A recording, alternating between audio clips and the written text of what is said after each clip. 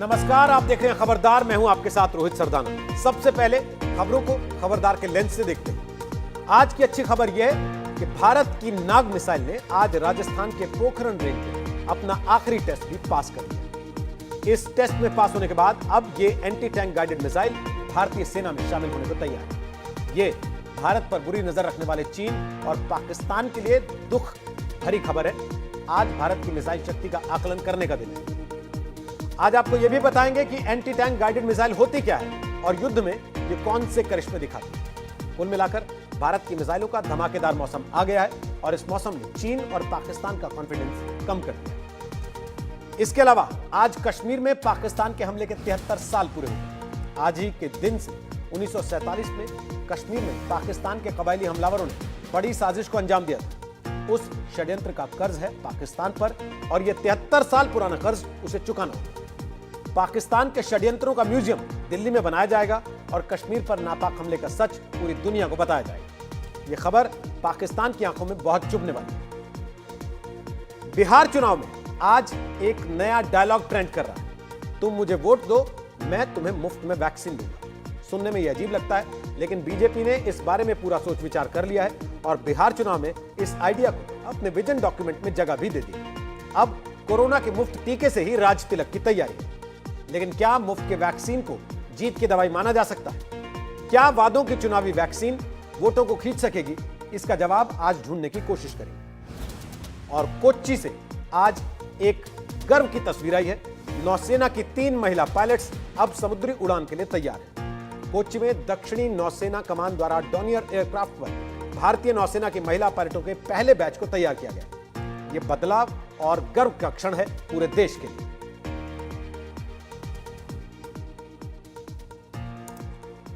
तो सबसे पहले आज बात भारत के मिसाइल बेड़े में जुड़े उस नग की जो दुश्मन को नाग बनकर डसने के लिए तैयार है। भारतीय सेना का हिस्सा बनने के लिए तैयार नाग मिसाइल ने अपना आखिरी टेस्ट भी पास कर लिया है। आज राजस्थान के पोखरण रेंज में नाग मिसाइल का टेस्ट किया गया। Defence research and development organisation यानी DRDO द्वारा विकसित इस नाग मिसाइल को सुबह 6:45 बजे दागा गया, जिसका टारगेट एक टैंक था जिसे नाग मिसाइल ने पलक झपकते ही उड़ा दिया।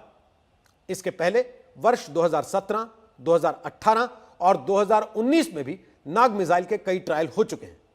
आज इस मिसाइल का आखिरी टेस्ट था, जिसके बाद अब तीसरी पीढ़ी की ये एंटी टैंक गाइडेड मिसाइल भारतीय सेना में शामिल होने को तैयार है।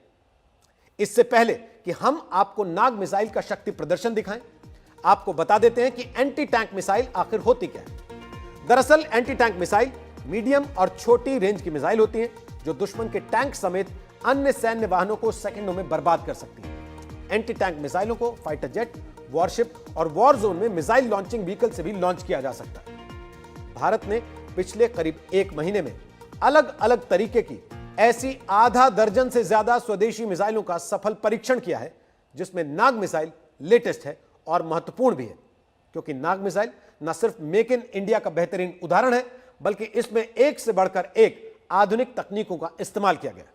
दुश्मन को डसने के लिए तैयार हो चुकी नाग मिसाइल की शक्तियों पर आधारित हमारी यह रिपोर्ट आपके मन में गर्व भर देगी और दुश्मन के दिल में डर पैदा कर देगी। ये नाग मिसाइल की गर्जना है और ये नाग मिसाइल की ताकत। ये तो सिर्फ ट्रेलर है। अगर चीन और पाकिस्तान ने मौका दिया तो नाग मिसाइल अपनी ताकत की पूरी पिक्चर दिखाने के लिए अब तैयार है।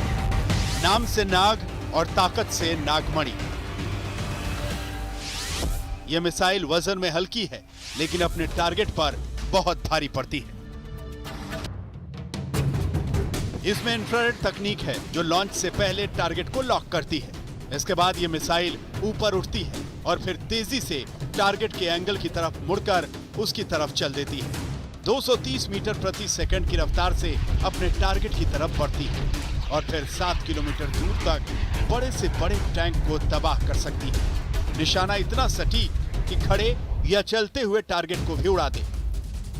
यह मिसाइल डायरेक्ट हिट और टॉप अटैक दोनों मोड में हमला कर सकती है। दिन हो या रात, मौसम कैसा भी हो, नाग मिसाइल का फायर कभी मिस नहीं। अपने फाइनल ट्रायल में पास होने के बाद अब नाग मिसाइल का उत्पादन भारत डायनामिक्स लिमिटेड की ऑर्डिनेंस फैक्ट्री में शुरू होगा, जबकि नाग मिसाइल कैरियर का निर्माण मेडक ऑर्डिनेंस फैक्ट्री में होगा। डीआरडीओ जो अभी लेटेस्ट मिसाइल्स जो टेस्टिंग कर रही है उसमें जब हम नाग मिसाइल की बात करें, एक एंटी टैंक गाइडेड मिसाइल है, इसके पास टॉप अटैक कैपेबिलिटीज है, फायर एंड फॉरगेट वाली टेक्नोलॉजी है, और सबसे इंपॉर्टेंट बात यह है कि ये लेटेस्ट टाइप ऑफ जो आर्मर के जो प्रोटेक्शन होते हैं, या तो रिएक्टिव आर्मर हो या तो कॉम्पोजिट आर्मर हो, उसको भी ये डिस्ट्रॉय करने में सक्षम रहता है। ये दिन और रात दोनों समय इस्तेमाल किया जा सकता है, और BMP-2 प्लेटफॉर्म से, नामिका नामिक BMP-2 प्लेटफॉर्म से इसको हम लोग फायर कर रहे हैं। नाग मिसाइल का ये फाइनल ट्रायल ऐसे वक्त में हुआ है जब लद्दाख में सर्दियों की शुरुआत हो चुकी है और LAC पर भारत और चीन के बीच गर्मी बढ़ती जा रही है। ऐसे में नाग मिसाइल का सफल परीक्षण एक अच्छा संकेत है। नाग मिसाइल के कैरियर BMP-2 को पहले ही लद्दाख की ऊंची चोटियों पर तैनात किया जा चुका है, यानी नाग मिसाइल को पहली पोस्टिंग पर चीनी टैंकों को उड़ाने के मिशन पर भेजा जा सकता है। भारत और चीन का जो लद्दाख में जो टेंशन्स चल रहे हैं LAC के ऊपर, उसी दौरान हम लोग ने देखा है कि DRDO ने पिछले 50 दिनों में करीब 14 मिसाइल्स की टेस्टिंग की है, जिसमें हम लोग ब्रह्मोस का जो एक्सटेंडेड रेंज जो 400 किलोमीटर तक का भी हमने टेस्ट किया है। हम लोग ने स्मार्ट यानी कि supersonic missile assisted reactive torpedo को भी हम लोग ने इसमें टेस्ट किया है, जिससे हम लोग एंटी सबमरीन वॉरफेयर भी उसमें हम लोग कर सकते हैं। साथ ही साथ हम लोग ने नाग मिसाइल भी किया जो एक एंटी टैंक गाइडेड मिसाइल है। तो इन सब मिसाइल्स के साथ हम लोग जो एक मैसेज दे रहे हैं चीन को कि हमारी तैयारी बहुत अच्छी है, और हम लोग एक स्ट्रैटेजिक लेवल पर भी स्ट्रैटेजिक मिसाइल सिस्टम हम चीन के खिलाफ खड़ा कर रखे हैं। स्वदेशी मिसाइलों को तैयार करने में जुटा DRDO मिसाइल क्षेत्र में भारत को आत्मनिर्भर बनाने में जुटा है। पिछले करीब 2 महीने में भारत ने नाग समेत 11 मिसाइलों का सफल परीक्षण किया है। इसके 2 फायदे हैं, एक तो टेस्ट भी हो जाता है और मिसाइलों की गर्जना से दुश्मन को मैसेज भी मिल जाता है। पिछले 50 दिनों में DRDO ने 14 से ज्यादा मिसाइलों के सफल परीक्षण किए हैं, लेकिन मौजूदा हालात में लद्दाख सरहद पर चीनी सेना के साथ तनातनी के बीच नाग मिसाइल का परीक्षण कई मायनों में खास है। इस वक्त चीनी सेना ने लद्दाख सरहद पर सैकड़ों टैंक तैनात किए हैं, और ऐसे में नाग एंटी टैंक मिसाइल पलक झपकते ही चीनी सेना के टैंकों को नेस्ते नाबूद कर सकती है। कैमरामैन वकार के साथ मंजित नेगी, दिल्ली, आज तक। नाग मिसाइल स्वदेशी मिसाइलों को तैयार करने में जुटे DRDO के उस बुलंद इरादे को जाहिर करती है जो जल्दी ही मिसाइल क्षेत्र में भारत को आत्मनिर्भर बनाने में जुटा है। पिछले करीब 2 महीने के दौरान DRDO का यह 11वां मिसाइल परीक्षण है, जो अपने आप में एक रिकॉर्ड है और चीन पाकिस्तान के लिए चेतावनी भी है। 9 अक्टूबर को भारत की पहली एंटी रेडिएशन मिसाइल रुद्रम-1 का परीक्षण किया गया। यह मिसाइल खास ट्रैकिंग सिस्टम के जरिए किसी भी सिग्नल या रेडिएशन को पकड़ सकती है और रडार पर लाकर उसे नष्ट कर सकती है। 3 अक्टूबर को DRDO ने परमाणु हमला करने में सक्षम शौर्य सुपरसोनिक मिसाइल का परीक्षण किया था, जो आवाज की रफ्तार से 3 गुना तेजी से लक्ष्य को भेज सकती है। इसकी रेंज 700 किलोमीटर है। शौर्य मिसाइल को सेना में शामिल करने को हरी झंडी मिल चुकी है। 24 सितंबर को DRDO ने सुपरसोनिक क्रूज मिसाइल ब्रह्मोस के नए वर्जन का भी सफल परीक्षण किया था। नए वर्जन में इसकी मारक क्षमता बढ़ाकर 400 किलोमीटर कर दी गई है। भारत ने लद्दाख और अरुणाचल प्रदेश में चीन से लगी सीमा पर सामरिक महत्व के कई स्थानों पर ब्रह्मोस मिसाइलों को तैनात किया है। भारतीय सेना ने 23 सितंबर को देश में विकसित पृथ्वी 2 मिसाइल का परीक्षण अंधेरे में किया था, जो पूरी तरह से सफल रहा। यह मिसाइल परमाणु हथियार के साथ सतह से सतह पर मार करने में सक्षम है। पृथ्वी 2 मिसाइल 350 किलोमीटर की दूरी तक दुश्मनों को ढेर कर सकती है। और सिर्फ मिसाइल ही नहीं, पिछले कुछ वक्त में भारत ने अपने ऐसे कई सिस्टम्स को टेस्ट किया है जो चीन और पाकिस्तान को चिंता में डालने के लिए काफी है। इसमें शामिल है supersonic missile assisted release of torpedo यानी स्मार्ट, जिसका परीक्षण 5 अक्टूबर को किया गया। इस तकनीक से दुश्मन की पनडुब्बी पर सुपरसोनिक रफ्तार से टॉर्पीडो का हमला किया जा सकता है। भारत ने 22 सितंबर को स्वदेशी हाई स्पीड टारगेट ड्रोन अभ्यास का भी सफल परीक्षण किया था, जिसका इस्तेमाल हथियारों के साथ दुश्मनों पर हमला करने में किया जा सकता है। DRDO ने 7 सितंबर को हाइपरसोनिक टेक्नोलॉजी डेमोन्स्ट्रेटर व्हीकल यानी HSTDV का भी फ्लाइट टेस्ट किया था। यह एक ऐसी टेक्निक है जिसका इस्तेमाल हाइपरसोनिक और क्रूज मिसाइलों को लॉन्च करने में किया जा सकता है। भारत ने पिछले 40 दिनों में जिस तरह से एक के बाद एक मिसाइलों का सफलतापूर्वक परीक्षण किया है, वो अपने आप में एक रिकॉर्ड है। लेकिन गर्व की बात यह भी है कि इन सभी मिसाइलों को स्वदेशी तकनीक से तैयार किया गया, जिसका सबसे ज्यादा श्रेय जाता है DRDO को, जिसके चेयरमैन डॉक्टर सतीश रेड्डी से आज तक में खास बातचीत की है। आपसे जानना चाहूंगा कितना इंपॉर्टेंट है और बहुत कम समय में इतनी ब्रह्मोस से लेकर दूसरी तमाम मिसाइलों के सफल परीक्षण हुए हैं। डीआरडीओ ने भारत का आर्म्ड फोर्सेस के लिए एडवांस्ड वेपन सिस्टम्स तैयारी करने के लिए रिसर्च कंटिन्यूस चलाते रहते हैं। हमारा साइंटिस्ट ने कोविड पीरियड में भी कंटिन्यूस काम करके बहुत सिस्टम्स ने डेवलप किया। एक एक सिस्टम मैच्योर होने के बाद उसका डेवलपमेंट ट्रायल्स के लिए हम जाते रहते। ऐसे ही इस बार अभी एक एक सिस्टम मैच्योर होने के बाद हमने डेवलपमेंट ट्रायल्स किया है। पिछले 1.5 मंथ का टाइम पे हमने ये पूरा मिसाइल सिस्टम्स टेस्ट किया। अभी जो हम अगर बात करें मिसाइल सिस्टम्स की बात करें, हमारे पास तीनों सेनाओं के पास जो सिस्टम मौजूद है, आपको लगता है कि जिस तरह के हालात हैं उनसे निपटने के लिए काफी मात्रा में इस तरह की मिसाइल सिस्टम हमारे पास मौजूद है? भारत एक्चुअली मिसाइल्स का क्षेत्र में बहुत कॉन्फिडेंट है। हमारे पास बहुत टेक्नोलॉजीज हमने डेवलप किया है। हम इस एरिया में कंप्लीट सेल्फ रिलायंट बता सकते हैं और आत्मनिर्भर भारत कार्यक्रम के अंदर पूरा इधर इंडिजिनस मिसाइल्स को डेवलप करेंगे। जो आर्म्ड फोर्सेस को चाहिए वो पूरा मिसाइल सिस्टम्स इधर देश में हम डेवलप कर सकते हैं। भारत की स्वदेशी मिसाइलों के परीक्षण की रफ्तार देखकर चीन को इस बात की चिंता जरूर सता रही होगी कि कहीं उसने भारत से पंगा लेकर कोई गलती तो नहीं कर दी और कहीं भारत को मिसाइल पार बढ़ाने के लिए प्रेरित तो नहीं कर दिया। लेकिन यह सिर्फ ट्रेलर है। आने वाले दिनों में भारत ऐसी कई और मिसाइलों और डिफेंस सिस्टम्स का परीक्षण कर सकता है जिनमें हवा से हवा में मार करने वाली अस्त्र मिसाइल, अग्नि 4 और आकाश मिसाइल का आधुनिक संस्करण शामिल है। रक्षा क्षेत्र में आत्मनिर्भर होते भारत की तरक्की सिर्फ मिसाइल परीक्षणों तक सीमित नहीं है। भारत की सैन्य ताकत में इजाफा और भी क्षेत्रों में हो रहा है। अब हम आपको युद्धपोत आईएनएस कवरत्ती का फर्स्ट लुक दिखा रहे हैं, जो आज विशाखापट्टनम में औपचारिक तौर पर भारतीय नौसेना में शामिल कर लिया गया। यह प्रोजेक्ट 28 के तहत स्वदेश में निर्मित 4 पनडुब्बी रोधी जंगी जहाजों में से आखिरी है। 3 युद्धपोत आईएनएस कमोटा, आईएनएस कदमत और आईएनएस किल्टान पहले ही भारतीय सेना को सौंपे जा चुके हैं। आईएनएस कवरत्ती में 90% उपकरण स्वदेशी हैं, जिसे पनडुब्बियों का पता लगाने और उन्हें खत्म करने के लिए अत्याधुनिक हथियारों और सेंसर से लैस किया गया है। आईएनएस कवरत्ती के स्टेल्थ फीचर्स उसे दुश्मन के रडार से बचाने में मदद करते हैं।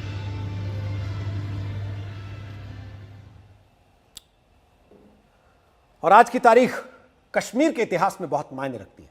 आज कश्मीर का ब्लैक डे है क्योंकि कश्मीर पर पाकिस्तान के पहले हमले के आज 73 साल हो गए। 22 अक्टूबर 1947 को पाकिस्तान की सेना की मदद से कबायलियों ने हमले की शुरुआत की थी। इस काली तारीख पर पाकिस्तान के कश्मीर षड्यंत्र का सच बताने के लिए पहली बार जम्मू कश्मीर में आधिकारिक कार्यक्रम हुआ, जिसमें उपराज्यपाल मनोज सिन्हा शामिल हुए। सरकार बहुत जल्दी दिल्ली में कश्मीर पर पहले पाकिस्तानी हमले का इतिहास बताने वाला म्यूजियम भी बनवाएगी। 22 अक्टूबर 1947 को कश्मीर पर बदनीयती की दास्तान कैसे शुरू हुई, उस पर हमने एक रिपोर्ट तैयार की है। इसे देखिए और अपना ज्ञानवर्धन कीजिए। वक्त के साथ कुछ तस्वीरें कभी धुंधली नहीं पड़ सकती हैं। उसकी तासीर हर बीतते साल के साथ इतिहास बनकर कुरे। 1947 में कश्मीर पर पाकिस्तान के पहले हमले की टीस ऐसी ही यादें हैं। 22 अक्टूबर 1947 ही वो दिन था जब कबायलियों को आगे कर पाकिस्तान ने कश्मीर के साथ अपने खूनी खेल की शुरुआत की थी। ये तारीख हर कश्मीरी के दिल में शूल बनकर उतरती है, हर हिंदुस्तानी के सीने में नश्तर बनकर चुभती है। इस तारीख के जरिए कश्मीर से पाकिस्तान के षड्यंत्र, उसके जुल्म और उसके झूठ का नकाब उतारने के लिए पहली बार जम्मू कश्मीर में सरकार की ओर से 2 दिनों की संगोष्ठी और प्रदर्शनी शुरू हुई है, जिसके उद्घाटन के मौके पर उपराज्यपाल मनोज सिन्हा मौजूद थे। जम्मू कश्मीर राज्य ने संस्कृति मंत्रालय के साथ मिलकर कश्मीर के ब्लैक डे का इतिहास कई पीढ़ियों को बताने की पहल की है। सूफीज्म की इस मिट्टी को पाकिस्तानी फौज के आकाओं मोहम्मद अली जिन्ना और उसके लश्कर ने किस तरह से 22 अक्टूबर के काले दिन को मासूमों के खूनों से रंग दिया था और सदियों से एक धागे में बंधे भाईचारे को नफरत में बदल दिया था। 73 साल से पाकिस्तान का झूठ का जो प्रोपेगेंडा चल रहा है, बर्बर हमलावर आतंकी सिर्फ पख्तून ट्राइबल थे। मैं समझता हूं कि इस हकीकत को देश और दुनिया ने जाना है। 2 दिन की ये गोष्ठी प्रारंभ हो रही है। इसमें शिक्षाविद, इतिहासकार, सेना के तमाम एक्सपर्ट और आर्थिक जगत को जानने वाले लोग जो गिलगित की उस प्रतिष्ठा को पुनर्स्थापित करने के बारे में सोचते हैं, उस संगोष्ठी में भाग लेंगे। मैं मानता हूं कि जम्मू कश्मीर के सभी प्रबुद्ध जन इस गोष्ठी में भाग लेकर उस परिस्थिति के चित्रण को जरूर देखेंगे। 22 अक्टूबर 1947 को पीओके में पड़ने वाले मुजफ्फराबाद से हमला शुरू हुआ था। बीतते घंटों और दिनों के साथ कश्मीर के इलाकों को छिन्न भिन्न करते हुए लूटमार मचाते कबायली और उनकी मदद कर रहे पाकिस्तानी सेना के दहशतगर्दों की योजना श्रीनगर पर कब्जे की थी। महाराजा हरि सिंह इस हमले के आगे असहाय हो गए थे और तब महाराजा के अनुरोध पर 27 अक्टूबर 1947 को भारतीय सेना मदद के लिए पहुंची थी। 1947-48 में जब कबायली पूरे कश्मीर में कोहराम मचा रहे थे, तब आखिरकार उनसे मुकाबला न कर पाने की सूरत में कश्मीर के राजा ने भारत से राज्यारोहण की जो दस्तावेज थे उन पर हस्ताक्षर किए। भारतीय सेना ने फैसला किया कि वो जल्द से जल्द पहुंचेगी कश्मीर, और अगले ही दिन वो पहुंच गए यहाँ पर। जिस रेजिमेंट की बटालियन को सबसे पहले यहाँ पर भेजा गया वो थी सिख रेजिमेंट, और सिख रेजिमेंट की पहली बटालियन यानी फर्स्ट सिख 27 अक्टूबर को कश्मीर की धरती पर पांव रखने वाली पहले सैनिक थे। पाकिस्तान के षड्यंत्र के खिलाफ सिर्फ भारतीय सेना ही नहीं लड़ी थी, बल्कि कश्मीरी आवाम ने भी मोर्चा लिया था। संघर्ष करने वालों में मकबूल शेरवानी भी थे, जिन्होंने बारामूला से पाकिस्तानी कबायलियों को 4 दिनों तब तक आगे नहीं बढ़ने दिया जब तक भारतीय सेना नहीं पहुंच गई। मकबूल शेरवानी ने जिंदगी गंवा दी, लेकिन कश्मीर की आन बान शान बचा गए। बहुत अजीब सी चीज़ है ये कि जो सहूलियत का इतिहास है उसे जिंदा रखने की कोशिश होती है, और जो इतिहास आपको सूट नहीं करता है यानी जो हकीकत है उसे भुला देने की कोशिश की जाती है। दरअसल जो कश्मीर को लेकर एक नैरेटिव बनाया जाता है उसके पीछे भी सच्चाई यही है। हम इस समय बारामूला के बहुत ही मशहूर, बहुत लोकप्रिय शेरवानी हॉल में मौजूद हैं, जहां पर तमाम तरह की सांस्कृतिक गतिविधियां होती हैं, सेमिनार्स आयोजित किए जाते हैं। इनकी जो कहानी है, किस तरीके से 1947-48 में न सिर्फ ये बल्कि बाकी आम नागरिक के यहाँ पर जो थे, जिन सब का नाम यहाँ पर लिस्ट किया गया है, ये सारे खड़े रहे थे पाकिस्तानियों के खिलाफ, हिंदुस्तान के साथ। लेकिन कहानी का ये हिस्सा आपको बताया नहीं जाता है जो हम आज आपको बता रहे हैं। हमारे मकबूल शेरवानी साहब जो शहीद हुए हैं, और आप ये देखिए उसको किस तरह से शहीद किया गया, उनके इंटेंशंस देखिए आप। कोई भी इंसान इस हद तक गिर सकता है जो आप कील लगा के इस बेदर्दाना तरीके से ऐसे मारते हैं। और ख़ासकर मैं मकबूल शेरवानी साहब को आज श्रद्धांजलि पेश करता हूं, और जो हमारे ब्रिगेडियर राजेंद्र सिंह जी जो उस लड़ाई में शहीद हो गए, और तमाम जो हमारे फौजी जवान वो शहीद हुए, उनको मैं श्रद्धांजलि पेश करता हूं, उनको मैं सल्यूट पेश करता हूं। अक्टूबर 1947 के उस हमले में पाकिस्तानी कबायली और पाकिस्तानी सेना ने बर्बरता की सारी हदें लांघी थी। उस दौर को सीने में दफन करने वाले चंद कश्मीरी ही बचे होंगे, लेकिन जो हैं उनके लिए उन दिनों का लम्हा लम्हा सदियों जैसा लंबा है।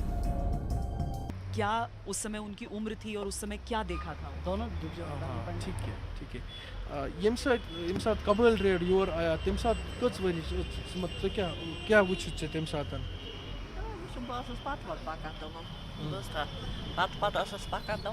ये कह रही हैं कि जब हमने सुना कि कबालीज यहाँ पर बारामूला में जो है एंटर हुए, तो उस टाइम उनकी एज उतनी मतलब बड़ी नहीं थी, मगर इतनी सोच समझ थी कि गलत क्या है और क्या सही है।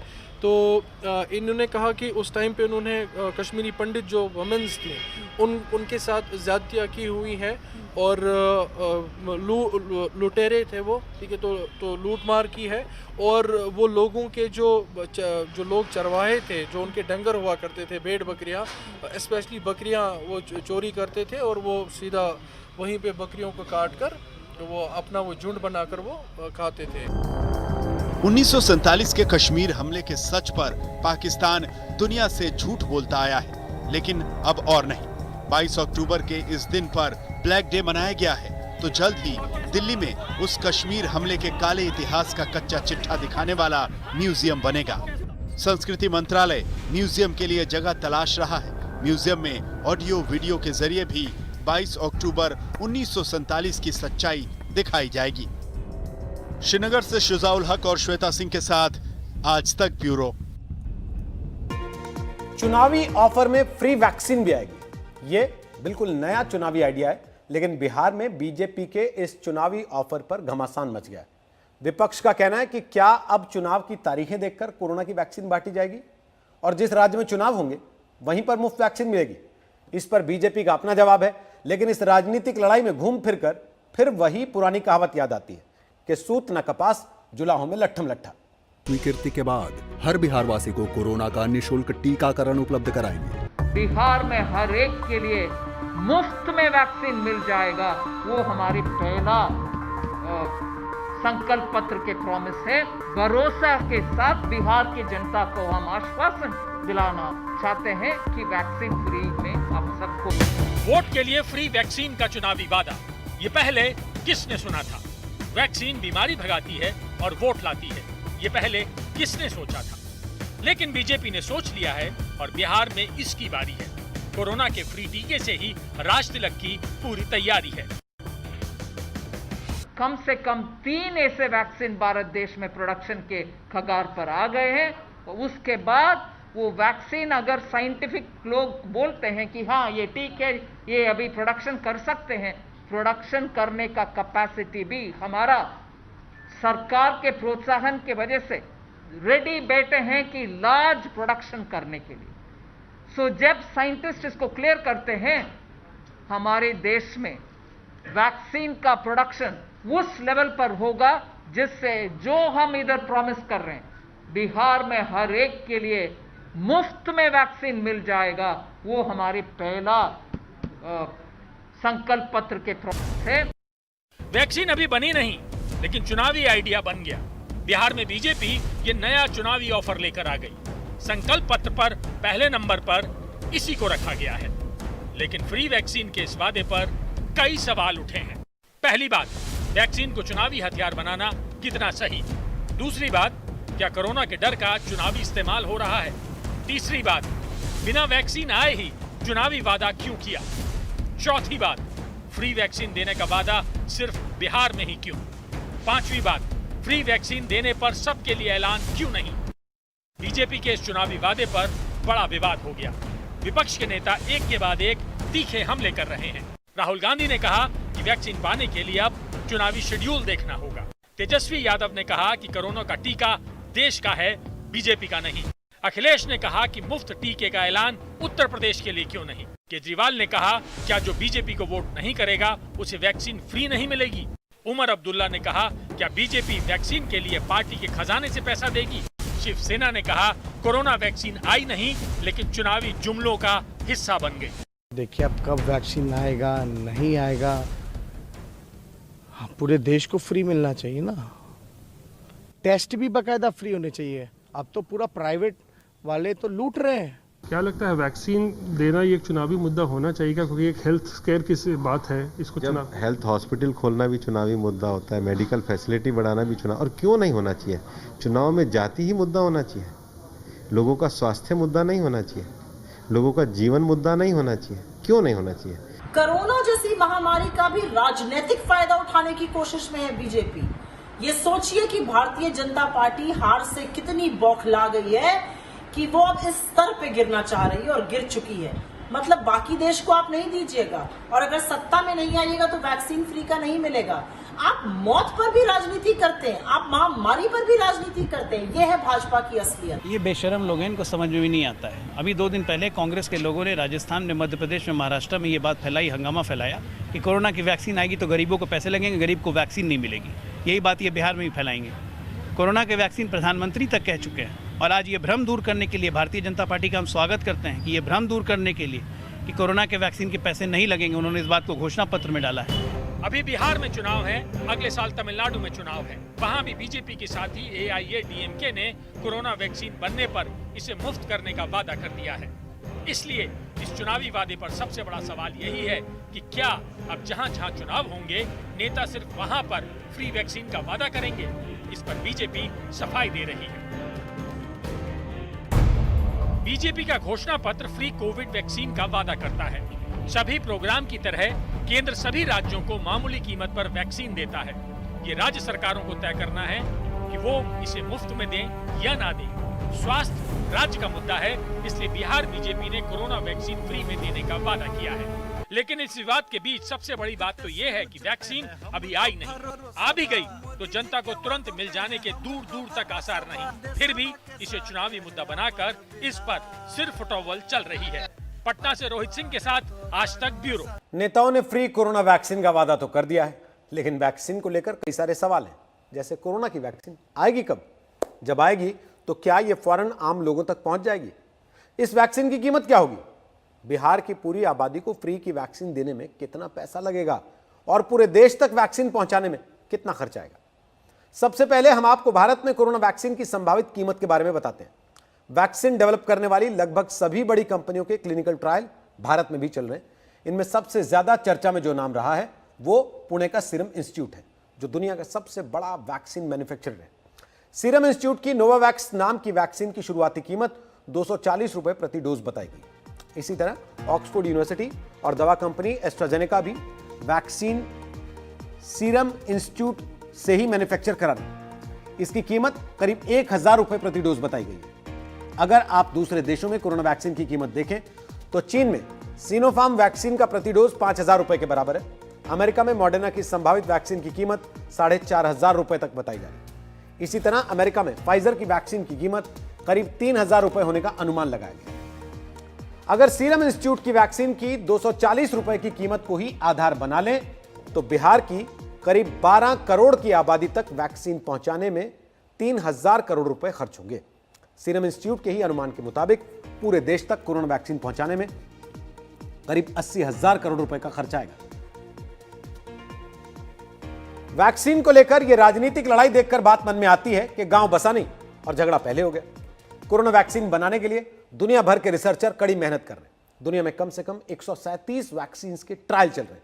इनमें से 48 वैक्सीन का ट्रायल इंसानों पर चल रहा है और कम से कम 89 वैक्सीन का ट्रायल जानवरों पर हो रहा है। कुछ प्रमुख वैक्सीन की बात करें तो अमेरिका की दवा कंपनी मॉडर्ना की वैक्सीन ट्रायल के तीसरे चरण में है और कहा जा रहा है कि यह 2021 के शुरुआत तक आ सकती है। जर्मनी की बायोटेक, फॉसन फार्मा और फाइजर की वैक्सीन का ट्रायल एक साथ दूसरे और तीसरे चरण में है।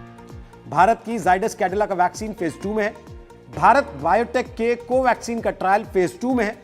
चीन के कैंसिनो बायो का वैक्सीन फेज 3 ट्रायल में है और इसके आपातकालीन इस्तेमाल को मंजूरी दी जा चुकी है। इसी तरह रूस के स्पुतनिक वी का ट्रायल भी फेज 3 में है और इसके भी आपातकालीन इस्तेमाल को मंजूरी दी जा चुकी है।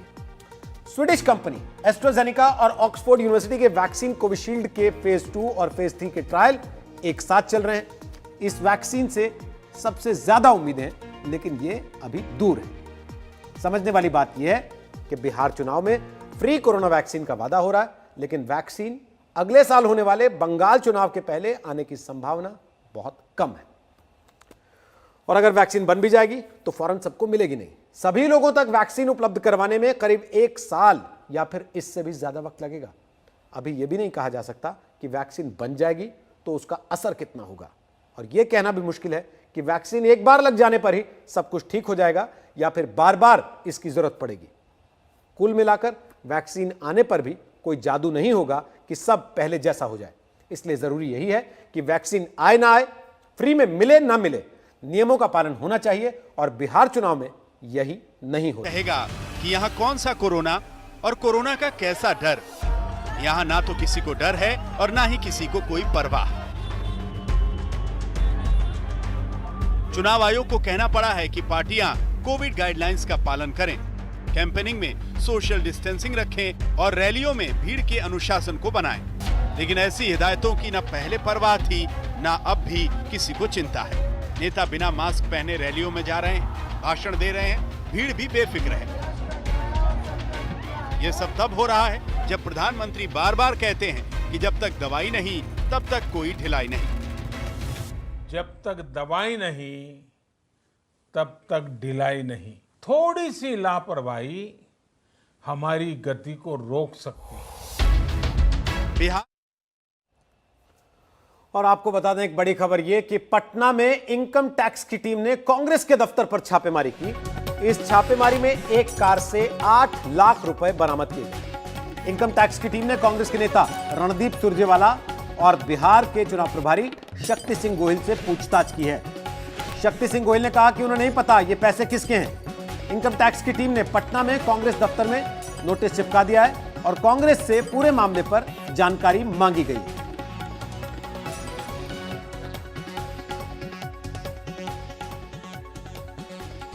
और इसी के साथ हम ले रहे हैं एक छोटा सा ब्रेक, जल्द लौटेंगे। आप देख रहे हैं आज तक। नमस्कार, मैं हूं अंजना ओम कश्यप। हमें उम्मीद है ये वीडियो आपको पसंद आया होगा।